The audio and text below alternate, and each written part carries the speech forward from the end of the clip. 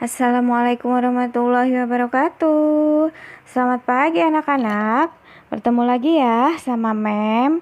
Semoga kalian hari ini dalam keadaan sehat dan tetap semangat dalam mengikuti pembelajaran. Oke, kemarin kita sudah belajar tentang pengertian Pancasila. Kemudian juga kita sudah mempelajari tentang proses dan penetapan Pancasila. Nah, hari ini kita akan belajar tentang fungsi dan peranan Pancasila. Nah, agar kalian lebih jelas, kalian simak ya video berikut. Hari ini kita akan belajar tentang fungsi dan peranan Pancasila. Jadi, Pancasila yang nilai-nilainya itu ada 5, itu mempunyai fungsi. Dan dari fungsinya tersebut juga mempunyai peranan atau kedudukannya masing-masing yang tentunya berbeda antara satu dengan yang lainnya. Fungsi Pancasila yang pertama yaitu Pancasila sebagai jiwa bangsa Indonesia. Nah, kalau fungsi Pancasila sebagai jiwa bangsa Indonesia berarti Pancasila itu mempunyai kedudukan atau mempunyai peranan bahwa setiap bangsa Indonesia harus memiliki jiwa yang sesuai dengan nilai-nilai Pancasila. Nah, di sini kita sebagai bangsa Indonesia, rohnya, moralnya, atau jiwanya, batin kita itu harus sesuai dengan nilai-nilai Pancasila. Contohnya, sila pertama yaitu ketuhanan yang Maha Esa, di mana kita itu wajib untuk beriman atau mempercayai adanya Tuhan. Berarti jiwa kita atau moral kita juga harus percaya atau beriman kepada Tuhan yang Maha Esa. Caranya bagaimana? Bukti konkretnya bagaimana? Berarti bukti konkretnya adalah kita harus menjalankan kewajiban kita sebagai umat yang beragama. Contohnya, kalau Islam berarti kita harus menunaikan sholat. Begitu juga dengan agama yang lain, harus beribadah sesuai dengan ajaran agamanya masing-masing. Ketika kita sudah dapat menjalankan ajaran agama kita masing-masing, berarti otomatis kita sudah mempunyai jiwa yang sesuai dengan nilai-nilai Pancasila. Fungsi Pancasila yang kedua adalah Pancasila sebagai kepribadian bangsa Indonesia. Nah, karena fungsinya tersebut, maka Pancasila mempunyai kedudukan atau peranan bahwa nilai-nilai Pancasila dijadikan sebagai ciri khas atau karakteristik bangsa Indonesia yang membedakannya dengan bangsa lain. Contohnya adalah bangsa Indonesia paling suka yang namanya gotong royong, tolong menolong, saling berbagi, kerukunan, dan juga saling menghargai perbedaan yang tentu itu sangat berbeda dengan bangsa-bangsa lain yang memang hidupnya itu individualis atau tidak mengenal yang namanya sosial. Fungsi Pancasila yang ketiga adalah Pancasila sebagai sumber dari segala sumber hukum. Nah, berkaitan dengan fungsinya tersebut, maka Pancasila mempunyai peranan atau kedudukan bahwa semua hukum itu harus bersumber dari Pancasila dan tidak boleh bertentangan dengan Pancasila. Jadi Pancasila itu adalah sebagai dasarnya yang menyebabkan hukum-hukum di bawahnya itu ada. Dan hukum-hukum yang di bawahnya itu tidak boleh bertentangan dengan Pancasila. Misalkan, yang pertama adalah hukum dasar kita adalah Undang-Undang Dasar 1945. Nah, Undang-Undang Dasar 1945 itu juga bersumber daripada Pancasila dan tentunya tidak boleh bertentangan dengan Pancasila. Begitu juga dengan hukum-hukum lain yang berada di bawah Undang-Undang Dasar 1945. Contohnya seperti undang-undang, peraturan pemerintah, peraturan presiden, ataupun perda. Semuanya harus sesuai dengan Pancasila dan tidak boleh bertentangan dengannya.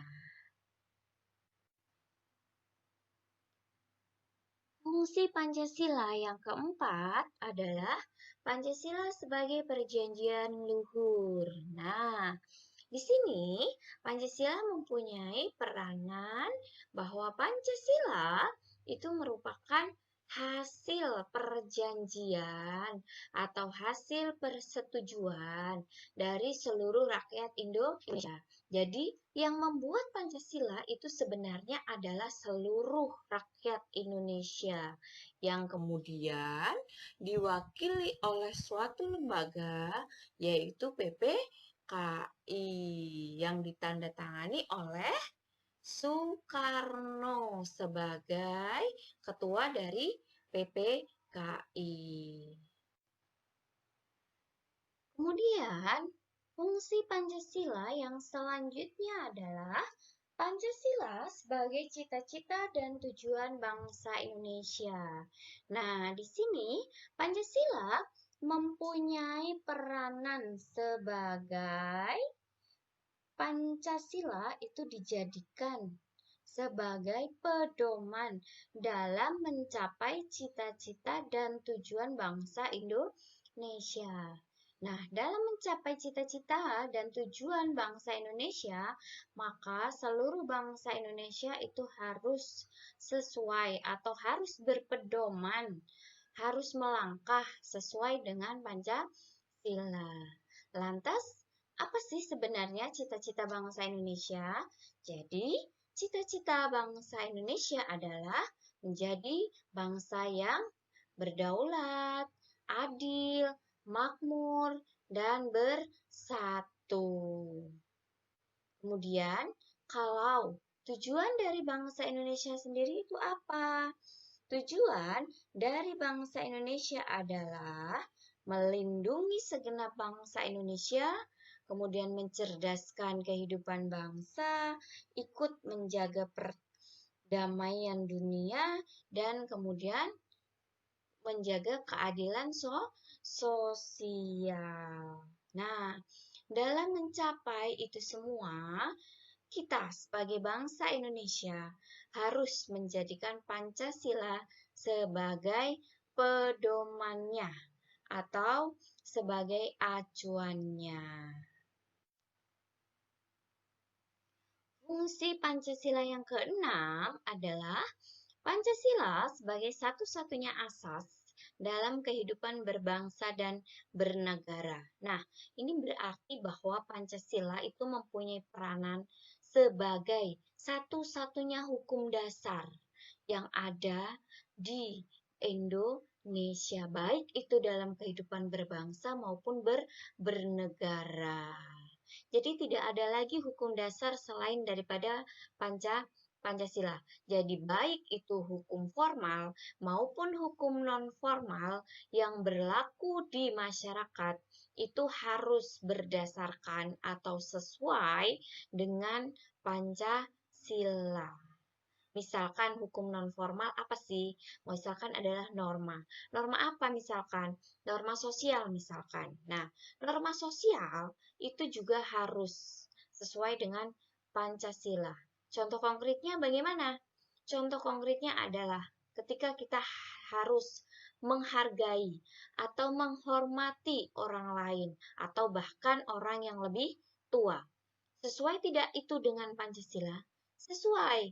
Itu sesuai dengan nilai Pancasila yang ada di sila keberapa? Sila yang kedua.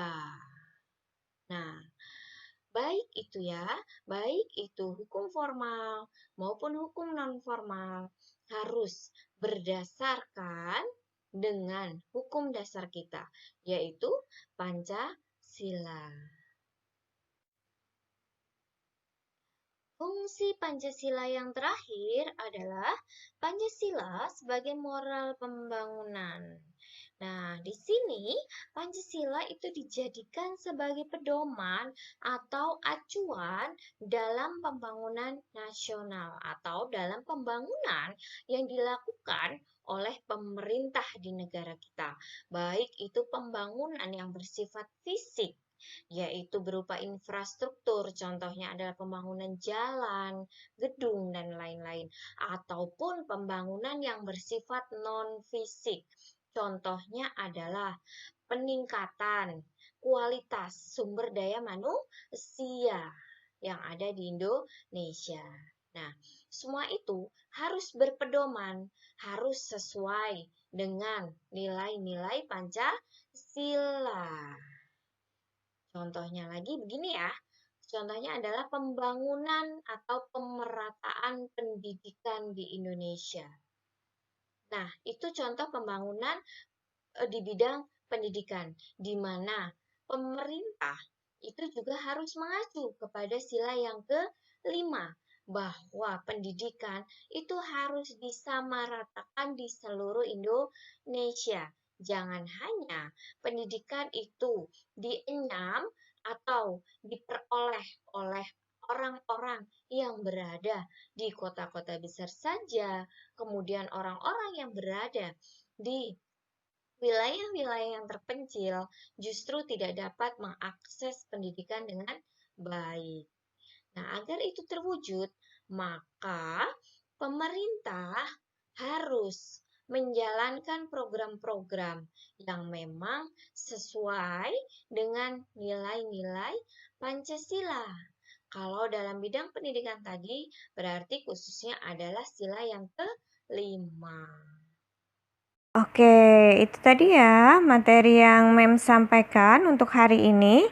Semoga kalian bisa memahami materi yang Mem sampaikan. Dan jangan lupa kalian salin di buku tulis kalian materi yang sudah Mem berikan. Terima kasih ya untuk hari ini. Mem akhiri. Wassalamualaikum warahmatullahi wabarakatuh.